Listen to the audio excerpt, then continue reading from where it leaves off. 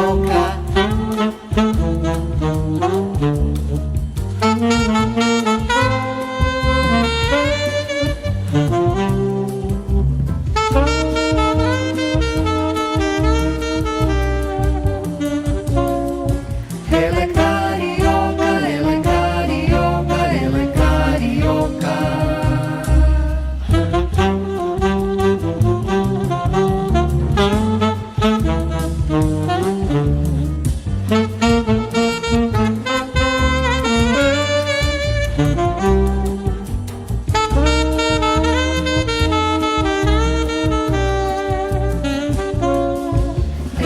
Bem, conforme anunciamos, estamos recebendo hoje nos estúdios da Rádio Bandeirantes em São Paulo, maestro, arranjador, compositor, pianista, grande artista, Osmar Baruti. Tudo bem, maestro? Como vai? Seja muito bem-vindo. Muito obrigado, viu, pelo convite. Fiquei muito feliz quando a Valéria me falou dessa possibilidade de vir aqui hoje.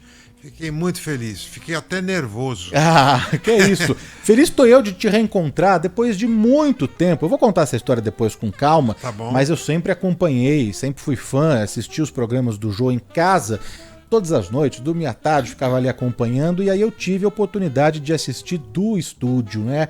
E aí te tietei, tirei foto com o saudoso Bira, com o Derico, com o Alex, com o próprio Jô, consegui dar uma escapada, ele saindo ali, e já fiz uma foto, mas depois a gente vai detalhar. Então isso tem muitos anos. Olha. Depois eu vou achar essa foto e vou compartilhar contigo, viu, maestro? Tá bom. Mas tá o bom, Osmar obrigado. Baruti tá aqui para dividir as novidades da carreira, falar dos projetos todos, tem muita coisa bacana.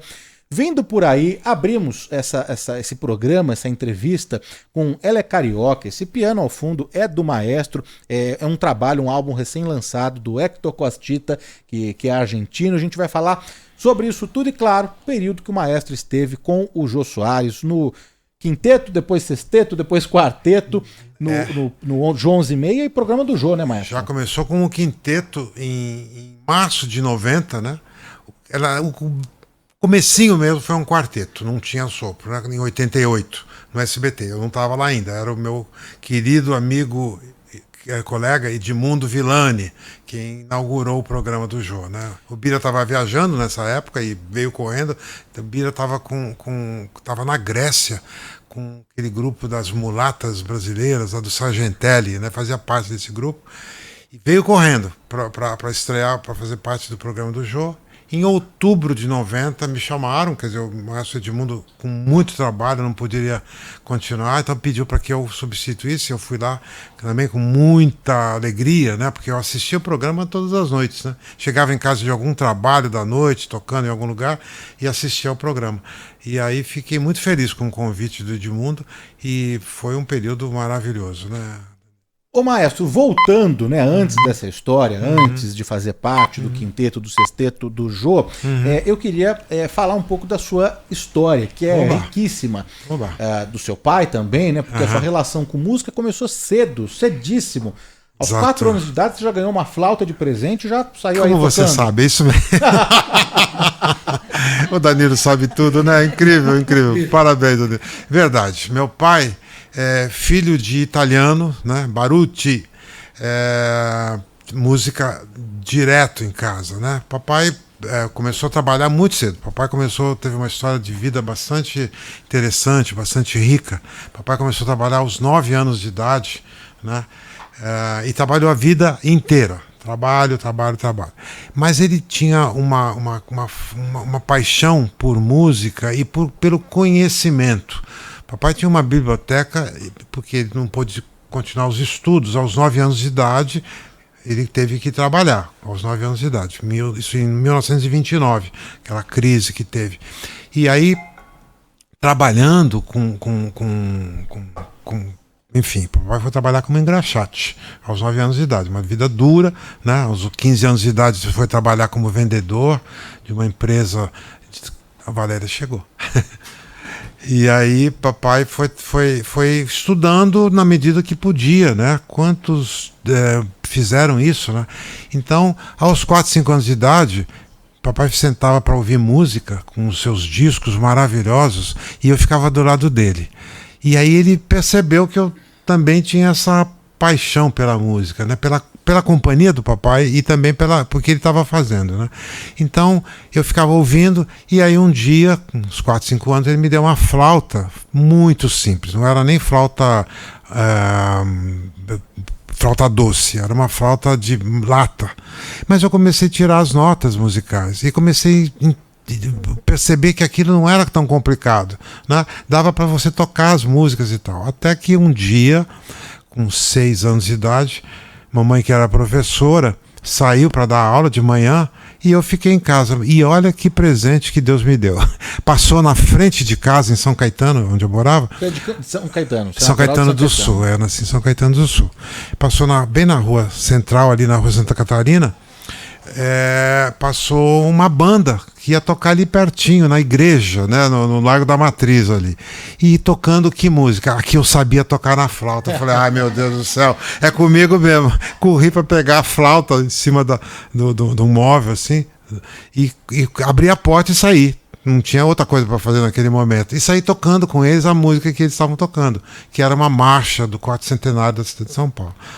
E aí comecei a tocar e a praça era bem pertinho, e eu, quando eu vi tocando, né, eu comecei a perceber a alegria que esses músicos, a criança é muito sensitiva, né, eu comecei a perceber a alegria que era estar no meio deles, eles rindo, alegres e tal, vamos tocar mais uma música, e eu tocava mais uma e tal. Dizem, né, que minha mãe, quando chegou do colégio, da escola onde ela dava aula, do grupo escolar, que deu, Osmar, a pessoa que estava lá falou, ele passou aí com os músicos, aí foi, tá tocando, tá lá na praça. Aí foram lá me buscar, né? Então já esse interesse pela música foi desde criança. Então com 4, 5 anos essa história, que você fugiu de casa atrás da banda ali, né? Ô Maestro, mas o seu pai tinha um bom gosto musical, né? Antes dos LPs tinha até 78, Frank Sinatra, você ouvia de tudo em casa, né? Eu via Frank Sinatra cantando uma música maravilhosa, que hoje a gente pode recordar, né, pelos streamings aí, chamada Old Man River. Old Man River. Era um spiritual, né, uma música maravilhosa. E com orquestra, né, aquela coisa maravilhosa, eu ficava ouvindo aquilo. Papai tinha um disco de um pianista que tocava uma música chamada Lullaby of Birdland. Esse é um pianista cego, inglês, já vou lembrar, George Shearing, né? Então ouvia aquilo e ele tinha uma forma de tocar maravilhosa, tal. Então esses discos que o papai tinha, sim, não posso esquecer, papai tinha discos do Luiz Gonzaga, né, sanfoneiro maravilhoso, né, cantando uma música chamada Chofer de Praça, né, que era um shot, na verdade, uma coisa maravilhosa. E Dalva de Oliveira, Ângela Maria. Quando eu ouço isso novamente, eu fico emocionado, né? E papai também ouvia muita música clássica. Então, um dia ele fez uma surpresa para mim. A gente morava em São Caetano, poucas lojas de música que vendiam partituras nessa época. Papai chegou com uma partitura de uma música difícil, de um compositor espanhol chamado Manuel de Falla, ou escreve-se Manuel de Falla, que é a dança ritual do fogo. Chegou com essa partitura, eu tenho essa partitura até hoje, que eu guardo com muito carinho. E papai falou assim, na hora que você conseguir tocar essa música, vai ter um prêmio em dinheiro. Eu falei, o quê? Como assim? Então foi meu primeiro cachê, né? E eu comecei a estudar aquilo dia e noite. E um mês depois, eu estava muito acima daquilo que eu podia tocar naquele período ali. Aí no meu estágio ainda estava bem antes. E aí, um mês depois de muito esforço, né? Falei, papai, quer ouvir? Ele falou, o quê? Já está pronto? Eu falei, acho que tá um pouco, já dá para, né? Eu ouvi a música na gravação e tinha a partitura, então foi um trabalho menor, assim, foi mais fácil. Ele sentou para ouvir, eu comecei lá.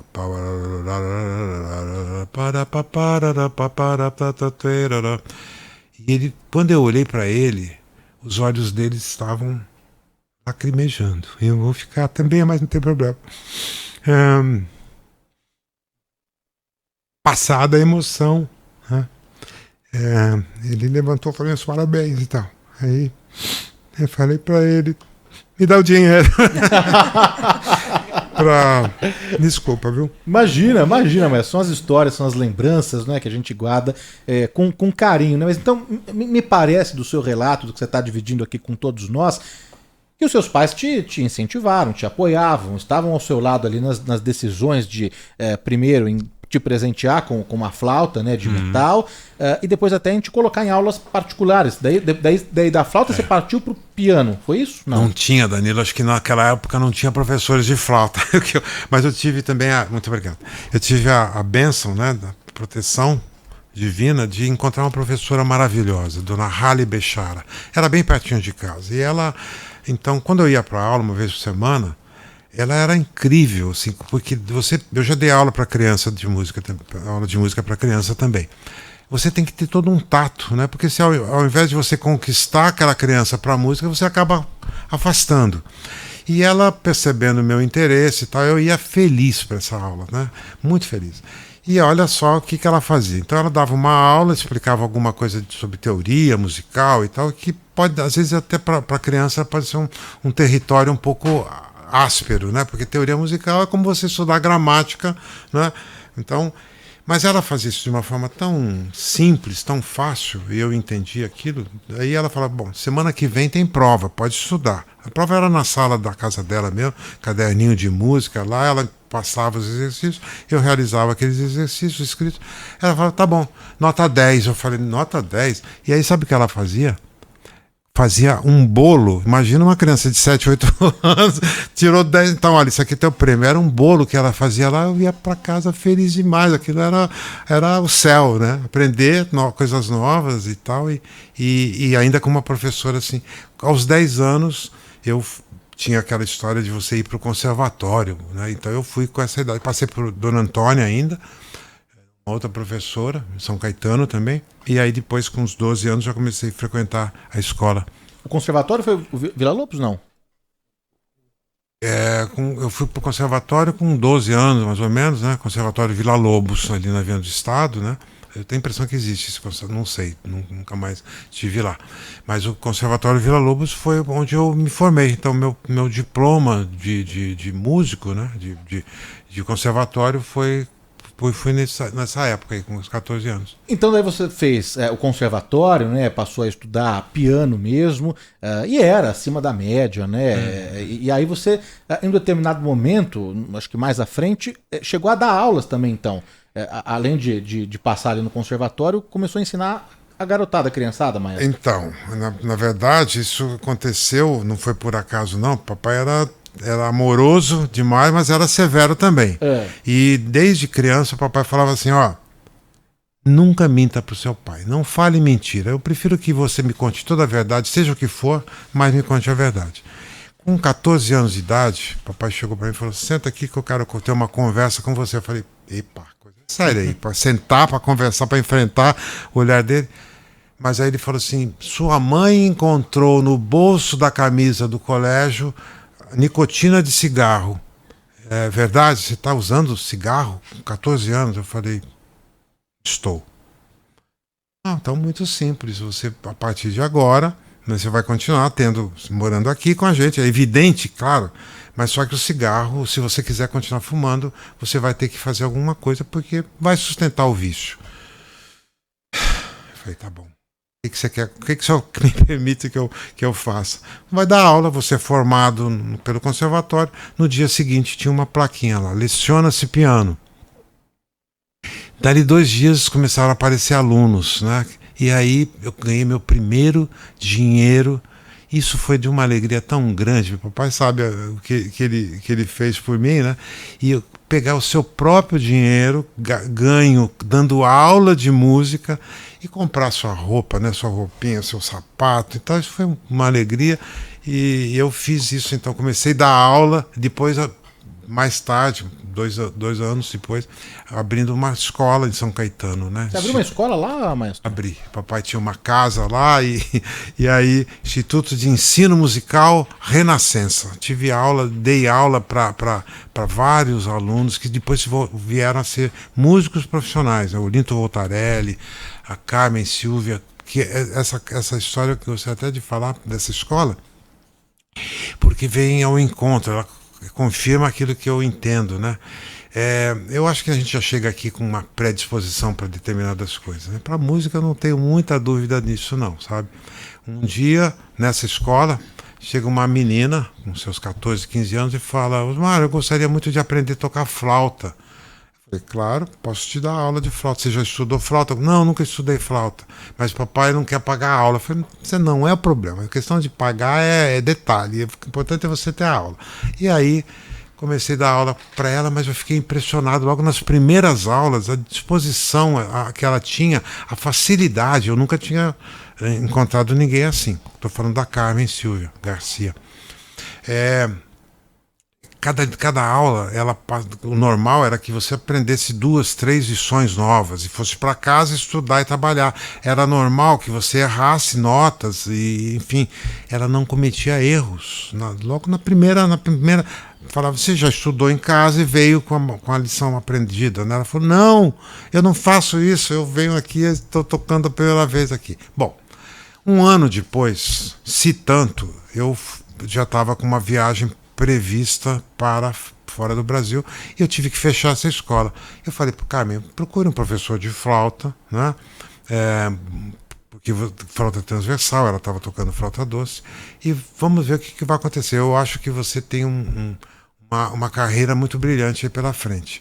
Essa moça, 2 ou 3 ou 4 anos depois, era flautista da Orquestra Sinfônica Municipal, né, onde ela fez toda uma carreira, todo um trabalho e tal. Então, se eu estiver assistindo, um grande abraço para você. Saudade de você, Carmen. A gente vai misturando aqui as histórias do maestro Oscar Baruch com música, né, no piano aqui desse novo trabalho, desse álbum recém-lançado do Héctor Costita, que é argentino. O maestro assume o piano nas 14 faixas. A gente já abriu com Ela é Carioca, a gente vai tocar mais uma aqui. Vamos lá.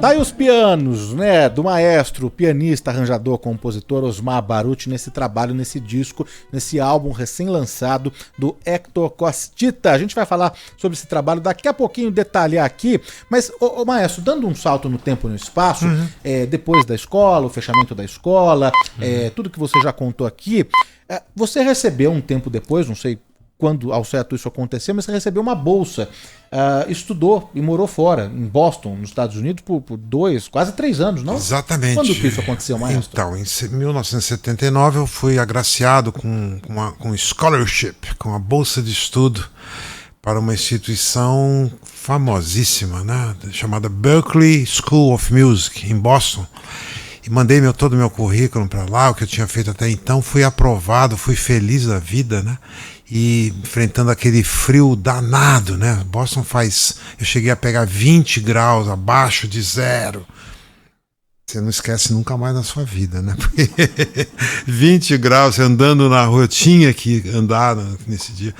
E também, embora eu morasse do lado, abri a porta da minha casa, estava dentro da faculdade, assim, por uma questão de sorte também, né? Porque assim que eu cheguei na cidade, eu não sabia dessa coisa do inverno, eu estava exatamente num supermercado, num sábado à tarde, e tive a permissão de encontrar com um amigo que morava já do lado da escola, né? E aí, conversando com ele, ele falou, ainda faltavam 2 ou 3 meses para começar o período de ensino, de aula, né? Que ia iniciar em setembro. Isso era mais ou menos em maio, junho. Ele falou assim, você vai estudar música na Berklee? Eu falei, exatamente. Ele falou, você vai morar onde? Eu falei, eu estou morando aqui em Somerville. Ele falou, você não vai conseguir, porque Somerville tem meia hora de metrô e no inverno é impossível você se deslocar de Somerville para Boston, downtown, cidade, né, centro.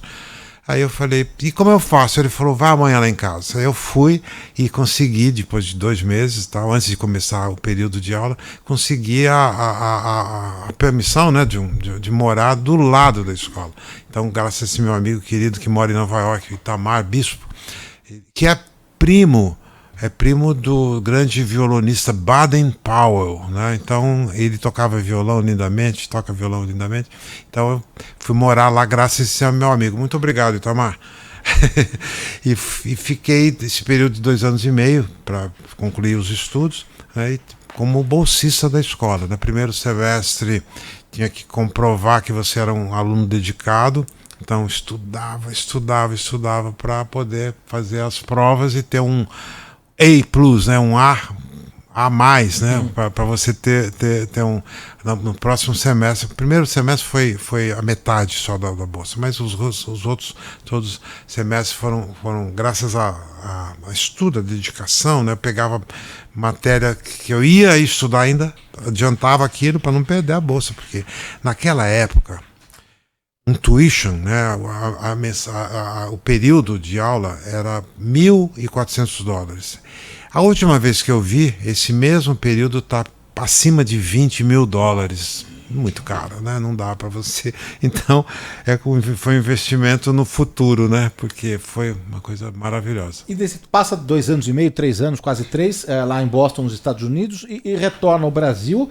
E quando você volta ao Brasil, já começa shows, bailes ou não? Não, então, sim. Nessa época, nos anos 80, um bar, uma boate famosíssima naquela época, era o Club Gallery, que ficava ali na Rua Doc Lobo. E aí um grande amigo, né, o Hamilton Godoy, família dos Godóis, pianistas, do Hamilton, né, do Hamilton, do Wilson e do Adilson, me liga e fala, vou sair de lá, estou precisando de um colega para me substituir lá nessa boate, nesse bar. Eu falei, conte comigo. Fui correndo para lá, foram 3 ou 4 anos assim, tocando toda noite também, né, com músicos maravilhosos, queridíssimos. O próprio Hector inaugurou, estreou, tocou lá? Exatamente, mas fico impressionado com o Danilo. Nós também. 2 ou 3 anos antes, o Hector, né, colocou um grupo dele lá, né, o Eduardo Cáceres, contrabaixista, né, que mora hoje em Alfenas, em Minas Gerais, eles inauguraram o Hector Costita, o Beto, que nós chamamos de Beto Salvador, pianista, Carlos Alberto de Oliveira, pianista. Isso foi em 19, daí em 1979. Em 82 eu cheguei e comecei a trabalhar lá. E o Hector, então, é interessante essa coisa dos caminhos que vão se abrindo, né? Os colegas vão abrindo caminhos e tá muito bonito isso, eu gosto muito. Ô, mas tirando essa coincidência, né, que depois você também tocou lá no Club Gallery, o Hector Costita também, e agora vocês estão gravando juntos, né? Mas o próprio Jô Soares, né? Você assistiu muita coisa do Jô lá, né? Você acredita que um dia o Jô chegou lá na boate e falou assim, vou tocar um trompete. E eu não sabia que ele tocava trompete. E sem querer, eu falei para ele, Jô, você vai tocar um blues? Você vai tocar trompete? Ele me olhou assim, vou tocar um blues. Ele achou que eu não estava acreditando, mas eu não sabia que o Jô tocava trompete e bem, né? E aí, mas ele olhou assim como vou tocar assim, por quê? Tem alguma dúvida? Não, por favor, toca. E tocou, pegou o bocal emprestado de um colega lá, né, do trompete, ele levou o trompete dele mesmo, e só o bocal que ele pediu. Enfim, aliás, ao contrário, ele levou o bocal dele e pediu o instrumento do colega, né? E aí tocou e tal. Anos mais tarde ele não lembrou dessa noite. Ô maestro, e foram muitos shows, né? Participando de bailes, tinha formatura, tinha festa, tinha casamento, tinha shows, né?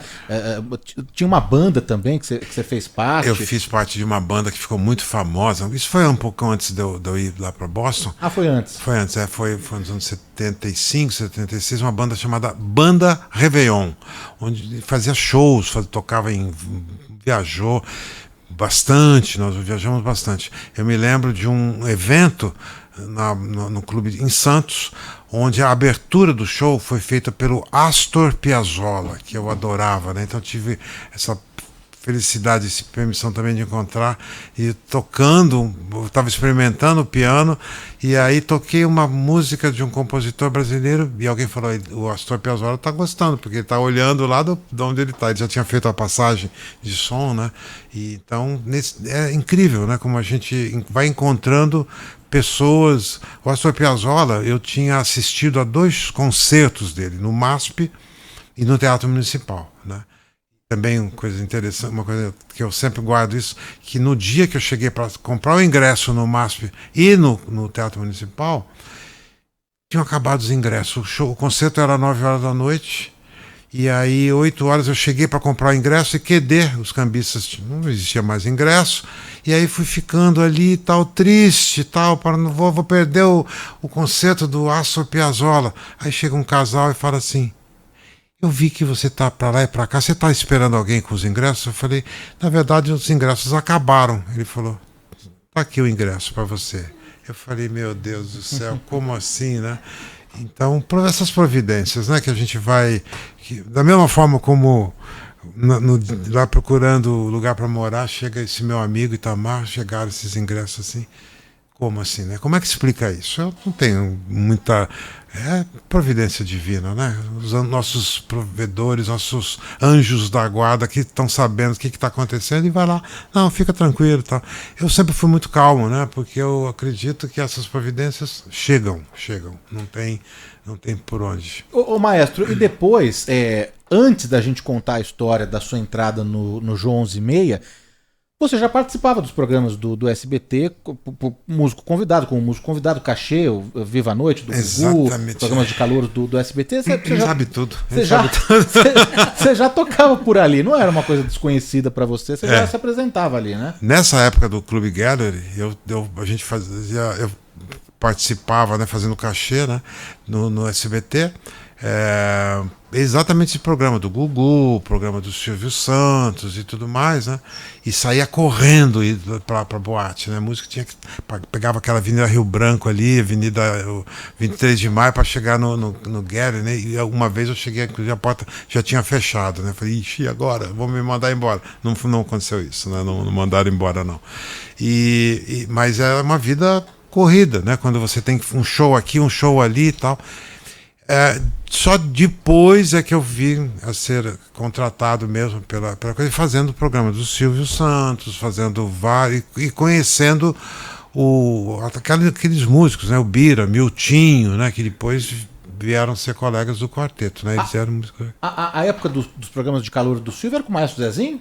Maestro Zezinho, querido Maestro Zezinho, ele quem tocava aquela nota, né? Uma nota, mas você tinha que com uma nota, como é que você vai descobrir que nota, que música é? Com uma única nota, né? Pá! Não dá, não tem jeito, né? Eu vou tocar essa abertura aqui pra gente relembrar com carinho. Essa é da época do João 11:30 no SBT.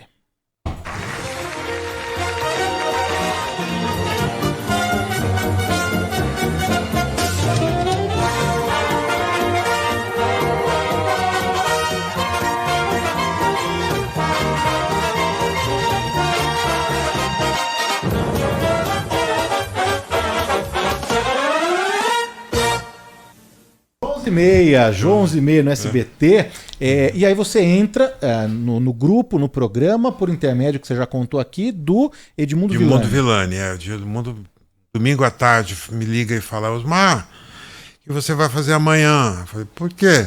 Porque amanhã tem gravação e eu vou comunicar ao Jô Soares que eu vou ter que sair do programa, infelizmente, estava com muitos concertos para fazer, estava escrevendo arranjos para uma orquestra na Argentina, estava com vários compromissos, dava aula, enfim, não estava conseguindo gravar. Você está podendo? Eu falei, conte comigo, vou lá. E nessa época a gente tinha uma coisa, o Edmundo Villani, um outro colega, o Gianni Versolato, Visionar. Nós tínhamos um grupo de pianistas, né? E quando um podia fazer um determinado trabalho, ligava, você pode tal dia, tal, essa camaradagem entre os colegas, né? A gente sempre fez isso. E o Edmundo então me ligou, falei, conte comigo, amanhã eu estarei lá. E aí me apresenta, né, o Jô Soares, que eu já conhecia da boate, né? E aí me apresentou o Jô e tal, e falei, poxa, Edmundo, que triste, que pena você não poder continuar aqui, mas a gente entende, na vida profissional acontece isso. Então, o Maestro Osmar está lá agora, né? E aí assumi a batuta. Né? Isso foi final dos anos 90? Isso, exatamente, em outubro de 90. Daí você ficou até o final do ano, até 90, mas depois, no ano seguinte, aí continuou até... Aí já com carteira assinada, né? CLT, né? 10 anos de carteira assinada no SBT. Nessa época era quinteto?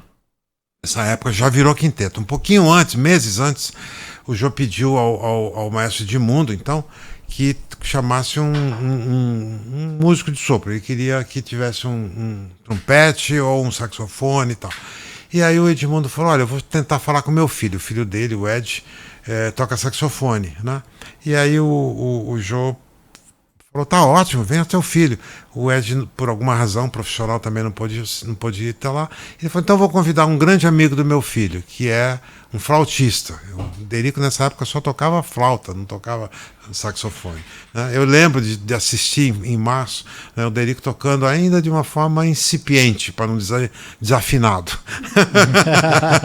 Tocando saxofone, né? Mas aí ele foi melhorando, musical que ele é, né? Bem talentoso. Então, quando eu entrei, ele já estava bem no saxofone, já tocando, né? Então já era quinteto. Osmar, Derico, Bira, Miltinho e o Rubinho. Lembra do Rubinho? Sim, aquela sim. barba grande e tal, né? Isso ficou... Nesse formato foram 8 anos, né? Até 98, 99... Quando, infelizmente, o Rubinho ficou doente, e aí vamos chamar quem? O Jô instituiu durante um bom período, Danilo, uma coisa maravilhosa, que era chamada canja do programa do Jô, canja do Jô. Então ele me chamou um dia na sala dele e falou, maestro, eu gostaria que você me apresentasse uma lista com o nome de músicos para que venham aqui fazer uma canja, né, para falar sobre lançamento de discos, shows e tal, quero abrir um espaço para os músicos. Eu falei, tá bom. Eu apresentei para ele uma lista de 20, 30 nomes.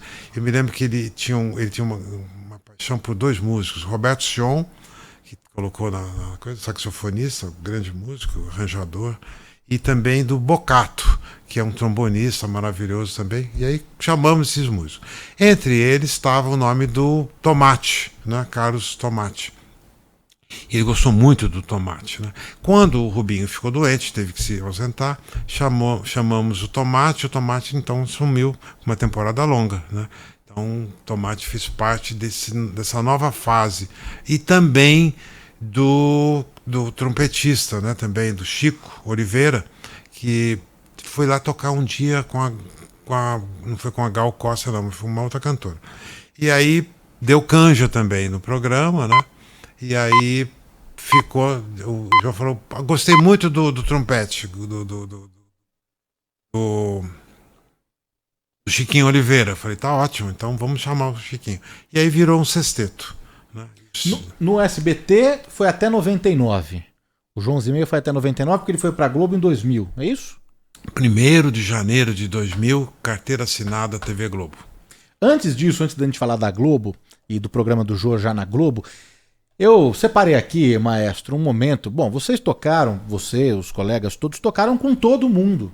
Com todo mundo. É impossível a gente falar todos os nomes aqui, todos os artistas do Brasil e do mundo passaram pelo programa do Jô, seja na Globo ou no SBT, e vocês acompanharam, né? Eu já tive a oportunidade de entrevistar, de conversar com o Derico, ele também falou dessa experiência de vida, de conhecer esses artistas, essas pessoas todas, e uma baita experiência profissional também, né, maestro? Porque o programa permitiu que vocês trocassem com Tony Bennett, com George Benson, com, nossa, uma infinidade ali de grandes artistas. E peguei aqui quando Tom Jobim foi ao Jô 11h30. E esse aqui é um rabichinho, final da entrevista já, o Jô se despedindo, mas aí a homenagem, não é, do quinteto, aqui era quinteto ainda, para e tocando para Tom Jobim. Vamos relembrar. Então nós vamos terminar o programa ouvindo aqui o Quinteto 11h30, homenagem ao nosso querido Tom. Muito boa noite a todos vocês e fica o beijo do gordo.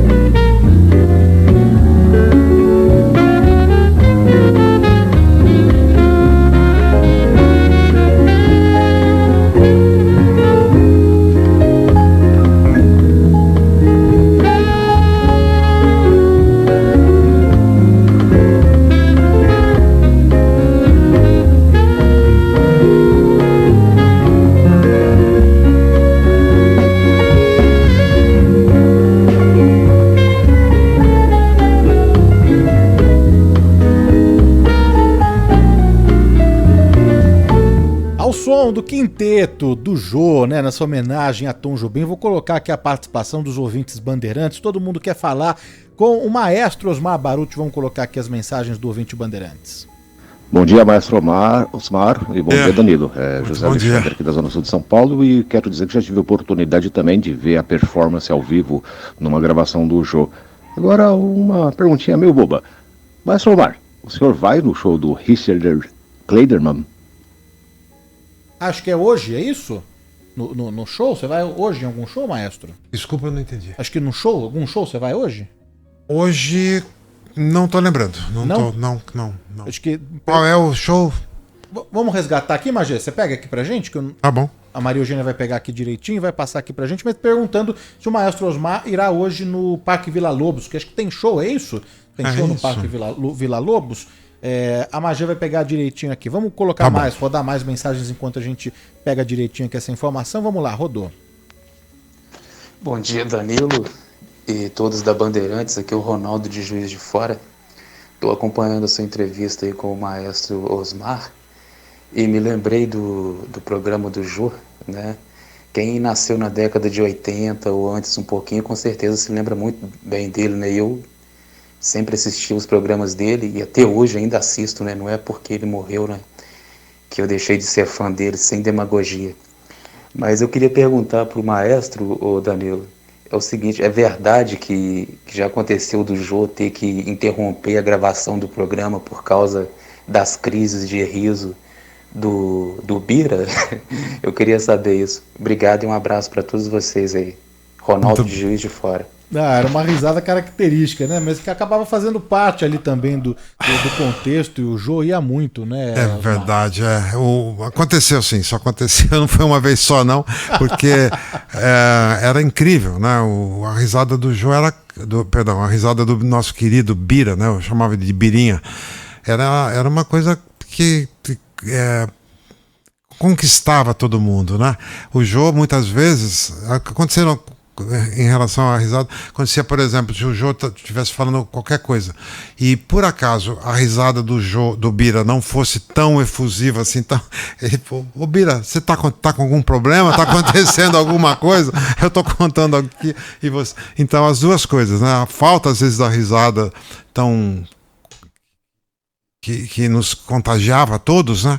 Mas também essa coisa do Bira não parar, não conseguir, era incontrolável. E uma coisa interessante é que mesmo naquela fase em que nós participávamos do programa do Silvio Santos, com o maestro Zezinho, a gente ficava atrás, na coxia, né? Ficava atrás do palco, né? E tocando e tal. Mas muitas vezes o Bira queria rir e não podia. Quando o Jô Soares, um excelente comediante, descobriu que tinha aquele prêmio também, né? Que era a risada do Bira, pelo contrário, ele valorizou muito a risada, né? Então tinha um microfone, o Bira tinha que rir sim, era incrível, né? E pessoas que iam lá às vezes para ouvir pessoalmente, né, a risada do Bira. Mais mensagens de carinho pro maestro aqui, rodou. Danilo, que entrevista providencial. Eu assistia muito o programa do Jô e realmente o maestro Osmar era uma pessoa, um diferencial, era o equilíbrio da banda, né? E ele parece ser uma pessoa realmente, como a gente falou agora, tranquila, que dá tanta tranquilidade para nós. Parabéns, Danilo, trazer pessoas com esse espírito, com essa dignidade artística. Evandro Lamolha, aqui de Jandira. Oi, Danilo, bom dia, Ana de Santos. Nossa, eu estou ouvindo o programa seu aqui. Que história bonita desse menino, hein? Parabéns. Ele é um grande músico mesmo, parabéns. Bom, tu é mil mesmo, né? Um beijão, bem. Obrigado aos ouvintes aí pelo carinho, pelas mensagens. O Rodrigo Araújo da Aclimação tá aqui na sintonia, excelente maestro. Osmar, bom demais ouvir essa lindíssima história de vida desse gigante da música. O Matos Filho, o Rafael Rosa, Regina Barros chegou agora, o Luiz Pazini, quem mais aqui? O Márcio Ramos, que saudades do programa do Jô, quantas madrugadas eu assisti, me diverti muito com as piadas do Deri, com a risada do Bira, o maestro Osmar comandando tudo ali, o Eduardo Oliveira Pinto, Zé Vitor Oliva, The Gallery, fez aniversário semana passada, tá relembrando aqui, José Polidó, Maria Fátima, Margarida Alves, Loreta Bellini, todo mundo aqui mandando mensagens de carinho pro Osmar, né? Muito obrigado. Mas aí, maestro, teve essa mudança de 99 para 2000, SBT Globo, e aí começa o programa do Jô. E aí uma nova história começou a ser escrita, né? Vamos relembrar aqui. Sim.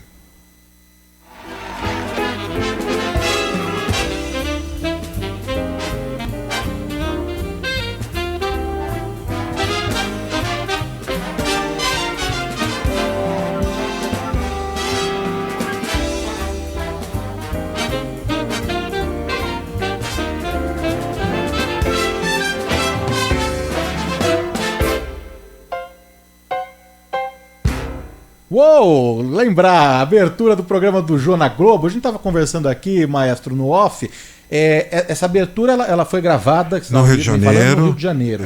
Ela é do Alberto Rosenblitz, um grande músico lá do Rio, que é autor da trilha, e o colega meu, fizemos cursos em Teresópolis, um curso da ProArte, onde eu fui aluno de um grande regente chamado maestro Roberto, ele fazia questão que a gente pronunciasse as sílabas, Roberto Ricardo Duarte, grande maestro que foi aluno do maestro Eliazar de Carvalho e com quem eu tive então a honra, né, e o privilégio de estudar durante o curso de verão, né, em Teresópolis, na ProArte.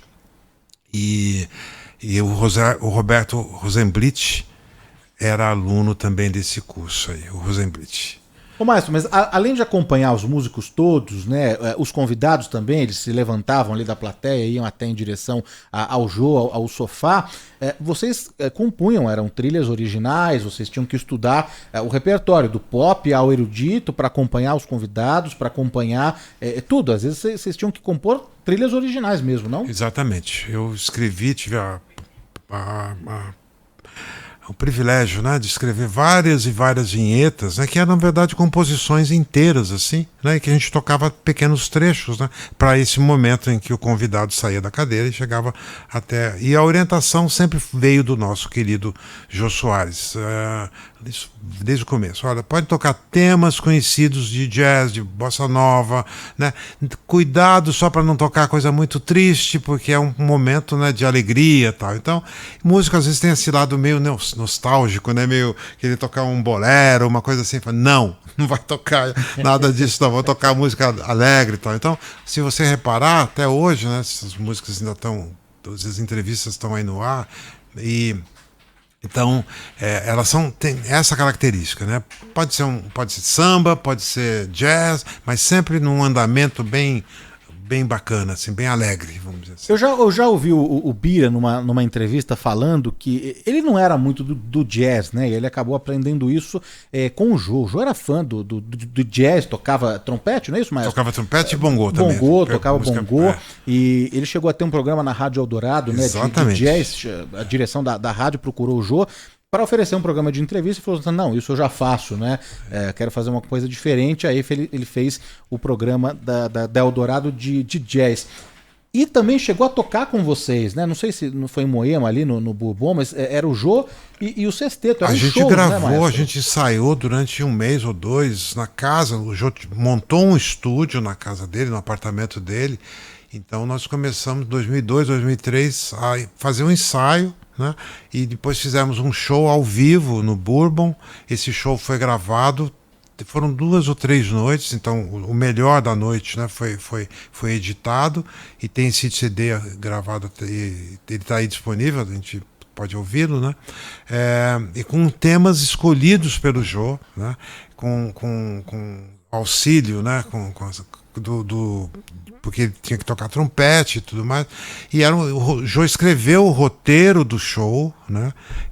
Contando a história do jazz e tal. E o Jô gostava muito de blues, até em função do programa que você lembrou bem, né, na Rádio Eldorado, que ele fazia 6 horas da tarde. Eu assisti algumas vezes, fui até lá.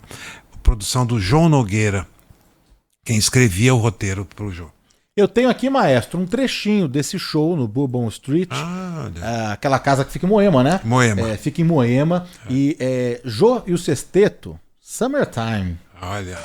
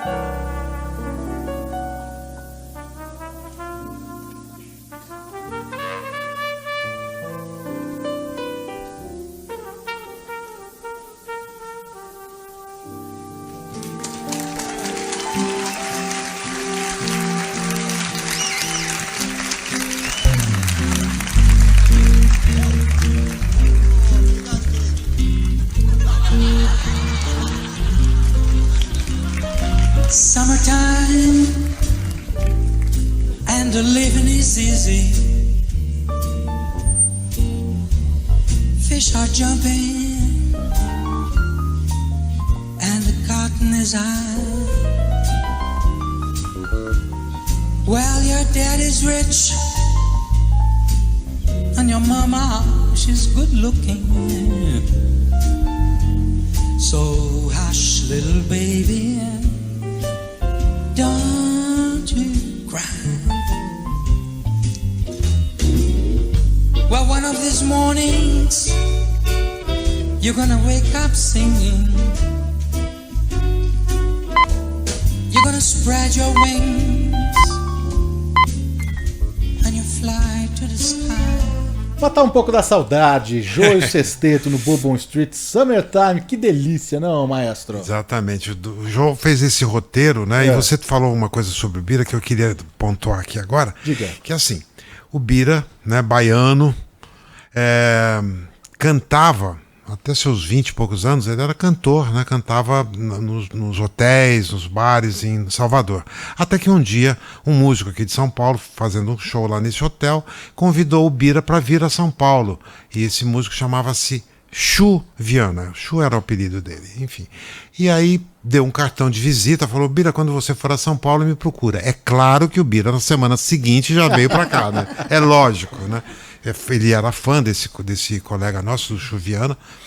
E, bom, o Bira chegou em São Paulo, foi procurar o Chu Viana, né? E quando o Bira contava que lá na Bahia, lá em Salvador, ele cantava o repertório de música romântica, né? Agostinho dos Santos, Aguinaldo Raiol, Calbi Peixoto, ele cantava esse tipo de música. Quando chegou em São Paulo, o repertório já tinha que ser mudado, porque era já a época da Jovem Guarda, e ele, por uma questão de gostar daquele repertório, falou: poxa vida, acho que não vou ter muito espaço aqui em São Paulo. Chegou pro Chu Viana e falou: Chu, eu não quero cantar esse outro repertório, não quero mudar, não tem muito espaço para eu cantar isso, então eu queria, o que você acha que eu vou fazer aqui? Ele falou: aprenda a tocar um instrumento. Veja isso, aprenda a tocar um instrumento. O Bira já com 20 e poucos anos, né? O Bira perguntou: que instrumento eu vou tocar? Ele falou: aprenda contrabaixo. Ele teve 2 aulas, gente, ele teve 2 aulas de contrabaixo. Contratou um professor que era da Sinfônica, música erudita, diferente então da música popular que ele ia tocar. Teve 2 aulas e com a musicalidade, com o talento, ele fez uma carreira musical. Foi tocar com vários e vários cantores. O Wilson Simonal na época, enfim, Benito de Paula também, vários outros cantores, né? Grupos de baile também, essas 2 aulas. E ele, vamos dizer assim, se virou, né, e musical a beça, né? Então, as deficiências técnicas do instrumento ele superava com conhecimento, com ritmo. Ele tinha muita coisa de ritmo, né? E maravilhoso. Então, quando você falou, né, ele não gostava, ele gostava de jazz, só que às vezes as habilidades técnicas não permitiam que ele tocasse, por exemplo, baixo acústico. É um instrumento muito difícil. O Bira sempre tocou baixo elétrico, né? Mas maravilhosamente bem, enfim. Ô Maestro, são muitas histórias, né? E eu falei que a gente ia compartilhar aqui também as novidades, os novos projetos, os shows, né? Você participou então desse disco, desse álbum, que é o Hector Costita, Batida Diferente Samba Jazz.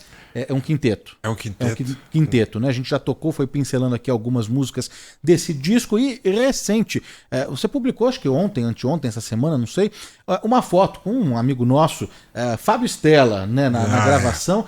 Fale dos projetos, das novidades, do que vem por aí, desse trabalho com o Hector. Então, esse trabalho já está, do Hector já está aí nas redes, aí, né, nos streamings. Exatamente ontem, entramos no estúdio para gravar com o Fábio, né? Vocês lembram do Fábio Stella, né? Sim, esteve aqui conosco já. Esteve aqui, né? Então, foi ontem, gravamos 6 músicas, 6 boleros, né? Para quem gosta da música latina, né? E ele é uruguaio, né? Então ele tem um espanhol maravilhoso, né? E foi muito bacana, piano e voz. Eu acredito que a produção, o nosso querido Doni Silva, que foi o produtor, o idealizador desse trabalho também, vai colocar alguma outra coisa, mais um instrumento, né? Vai acoplar, né, ao piano também algum contrabaixo ou cordas, enfim, para ficar um trabalho também bonito, né? Pro Fábio. Eu tenho feito bastante trabalhos, assim. Você sabe que, né, Danilo? Você sabe que músico, pianista, toca em tudo quanto é lugar, né? Então, de festa de casamento, festa de aniversário, almoço, jantar, onde me chamam, onde me contratam, eu estou indo lá, fazendo com muito carinho, eu trabalho muito com um trio também de jazz, né? Que é o Ailton Fernandes, uma cantora também, com a Cecília Rezende. Então tenho feito bastante coisa com vários cantores e com música instrumental também, né? Então tem várias coisas acontecendo aí, né? E quem quiser me chamar, falar também com a Valéria também. A gente vai passar aqui as redes sociais do Maestro e da Valéria, com os clubes. Porque tem os shows privados, tem os shows abertos ao público, tem os shows, eventos, né, em shoppings, em casamentos, festas, formaturas, tudo. O do Osmar, o Instagram do Osmar é Osmar Baruti, com 2 T's. Arroba Osmar Baruti. Exatamente. Com I, evidentemente, né? E aí tem todos os projetos que a Valéria toca junto também, né? Ao lado do maestro, que são os eventos, não é isso, Valéria? São os eventos em shoppings, em casas de shows. Então, da Valéria também, Valéria Gadioli, oficial. Valéria Gadioli Oficial, porque por lá tem então a agenda, como você entra em contato, né, para contratar, para levar o Osmar para o seu evento, para o seu shopping, e é diferente, né, maestro, você poder tocar e estar num ambiente. Quando a gente vai para uma casa de show como Bourbon Street, você já sabe, você está naquele ambiente, né, mas quando você é deslocado para um outro contexto, por exemplo, um shopping center, que as pessoas às vezes não sabem o que está acontecendo, quem que está tocando ali, mas elas são impactadas, né?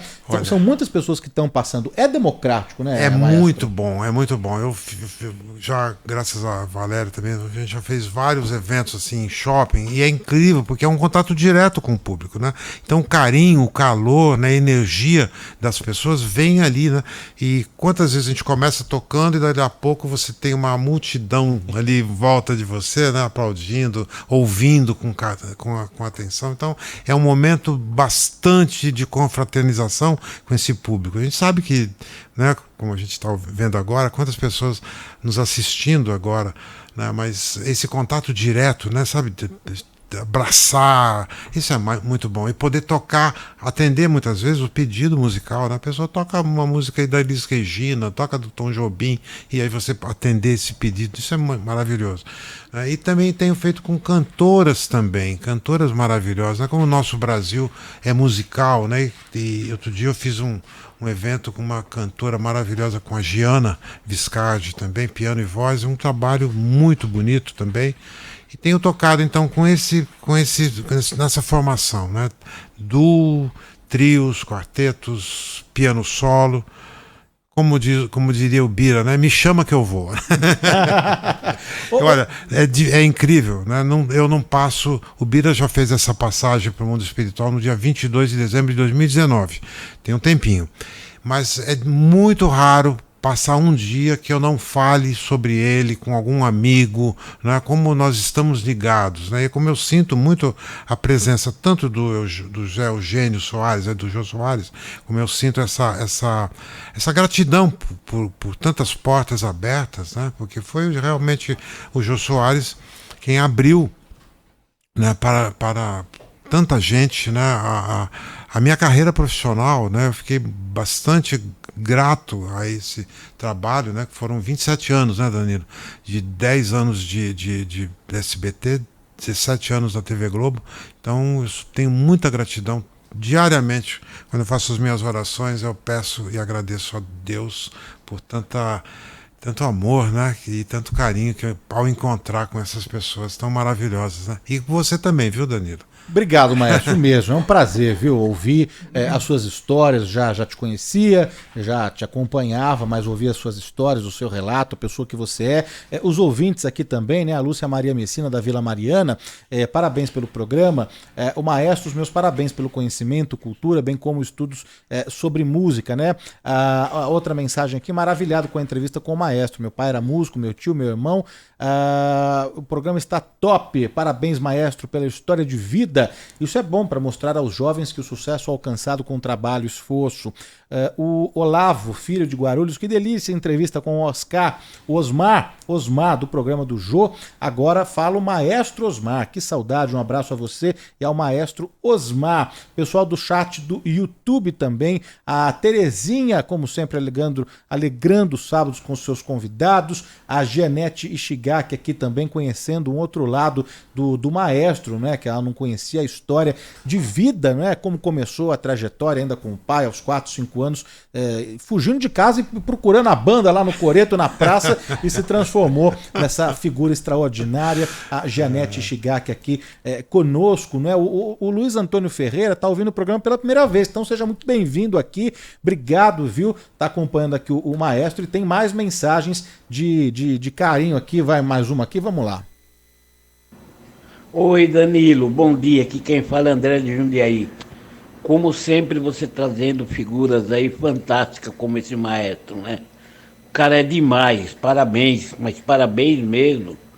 pelo seu programa. Sou ouvinte assíduo. Todo sábado eu não perco de jeito nenhum. Parabéns, mais uma vez, André de Jundiaí. Muito obrigado. Maestro, a gente está com o tempo apertado, mas eu sei de uma história que não sei se a gente vai conseguir ter tempo de detalhar como ela precisa ser contada. Mas você estava falando da sua espiritualidade, não é? Da sua fé, do não desistir, da crença em tudo que você acredita. E se der tempo, maestro, da gente contar, ainda que seja de forma resumida, mas aqui é uma bela história, uma história emocionante mesmo, de uma vez que você foi salvo ali no mar. O que aconteceu, maestro? Bom, isso aconteceu no dia 25 de fevereiro de 2018, né? Portanto, recente. O meu aniversário é dia 26 de fevereiro, então foi um dia antes, né? Eu estava na praia, no litoral norte, mar calmo, tranquilo, né? Eu sou praticante de uma arte espiritualista chamada arte Mahikari, japonês, e portanto a gente porta uma medalha, né? E antes de ir para a praia a gente tira a medalha e tudo mais e pede a proteção, né, de Deus, que continue tanto quanto com aquela medalha. E fui para a praia, né? E chegando lá, uma hora depois, mar tranquilo, eis que vem uma onda muito forte, muito alta, e aquela água que estava no joelho passa a cobrir minha cabeça. Eu, mantendo a calma, que me caracteriza, falei, daqui a pouco vem uma outra onda e me coloca para fora, né? Vou fazer essa... E nada disso aconteceu. Primeiro minuto, nada. Segundo minuto, e as pessoas que eu conseguia visualizar ficando bem pequenas, e o mar com muita força me levando para o fundo do mar. E aí, 3, 4 minutos, espero que ninguém tenha... Enfim, é um momento de grande adrenalina, né? Eu mantendo a calma. E aí, quando eu percebi que não ia ter salvação, eu fechei meus olhos e falei com Deus, por favor, me poupe. Eu gostaria de realmente poder ajudar quem eu pudesse, né? Por favor, poupe minha vida, né? Quando eu abri e coloquei as minhas mãos em posição de oração e de prece, e quando eu abri meus olhos, um rapaz, que eu não sei de onde veio, com uma prancha enorme, olhando para mim assim como alguém que estuda uma outra pessoa e sorrindo, e tentando entender o que estava acontecendo comigo. Quando eu vi aquele rapaz cerca de 8 metros de distância, eu gritei, por favor, você pode me ajudar? E aí ele responde assim, estamos aqui para isso. E joga essa prancha. E eu segurei aquela prancha e fui agradecendo. Muito obrigado. E ele não olhava para trás. Muito obrigado. Quando eu cheguei na areia, né, eu fiquei assim, o que aconteceu, né? E a adrenalina tomando conta, né? Aquilo passou acho que 5 minutos. Quando eu realizei o que tinha acontecido, né, eu fui salvo. Mas eu não sabia. Até hoje eu não sei se era um ser humano, o que era alguma coisa que se materializou ali que me salvou. Então, eu carrego essa história comigo, né, até hoje, como um momento realmente de... Olha, se alguém duvida que Deus existe, aqui um momento, né? Então, isso me ensinou... eu fiz uma revisão da minha vida depois disso, né? Então eu percebi quantos momentos isso de uma outra forma tinha acontecido, né? Desde criança, desde esse momento em que a banda passa ali, né? Em que vai revelando para mim um futuro profissional, musical, artístico, e momentos em que eu, quando pintava alguma dúvida, a resposta vinha. Então eu comecei a perceber que se você mantiver a sua mente calma, né, mantiver essa ligação com a espiritualidade, manter essa com Deus, com a criação, não tema nada, né? A gente não tem que temer nada, a gente só tem que praticar isso, né, de uma forma, cada um com do seu jeito, da sua forma, não existe receita pronta, né, mas que busque. Eu encontrei um caminho porque eu estava procurando, e nesse dia encontrei um caminho. É esse o meu caminho, né? É com essa história de vida, com essa lição que a gente encerra a entrevista com o maestro, pianista, arranjador, compositor, Osmar Baruti, dividindo aí as novidades da carreira, os shows, os projetos todos. Antes de te agradecer, maestro, preciso agradecer aqui os nossos convidados especialíssimos também, a Jorge Camargo. Por favor, Jorge, agradece aqui no microfone pra gente deixar registrado. Obrigado pela sua presença, por ter vindo, brigadíssimo, viu? Eu que agradeço, Danilo, o maestro Osmar, muito obrigada pelo convite e espero sempre, estarei sempre com vocês no programa de sábado do Bom e do Melhor. Jorge, beijo bem grande. Obrigado mesmo, viu?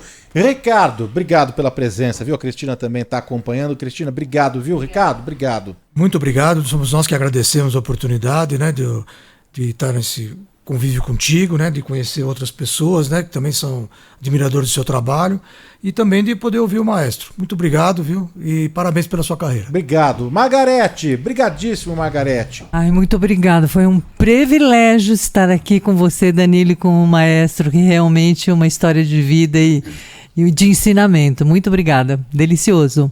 Obrigado aos ouvintes, né? A gente teve ali 4 semanas, né, recebendo aqui os ouvintes, conhecendo a carinha também, não é? Foi uma experiência muito bacana, a gente vai retomar em breve, prometo. Valéria, obrigado sempre pela parceria. Maestro, obrigado por ter vindo, obrigado por dividir todas as histórias, as novidades, viu? Foi um privilégio, como Danilo, a Margarete disse, foi um privilégio te receber. Muito obrigado, de coração, muita gratidão a vocês todos aqui, me ajudaram muito também, eu dava para vocês aqui, muito bom essa ideia, muito boa essa ideia dessa plateia tão com energia tão gostosa, tão boa, muito obrigado, viu? E vocês de casa também, muito obrigado, aos amigos também, muito obrigado. E Danilo, sem palavras para te agradecer o carinho como você me recebeu aqui, quero dizer que sempre vamos estar em contato, viu? Estou sempre às ordens para vir aqui e muito obrigado. Adeus, muito obrigado. Vamos sair com música aqui nos pianos, maestro.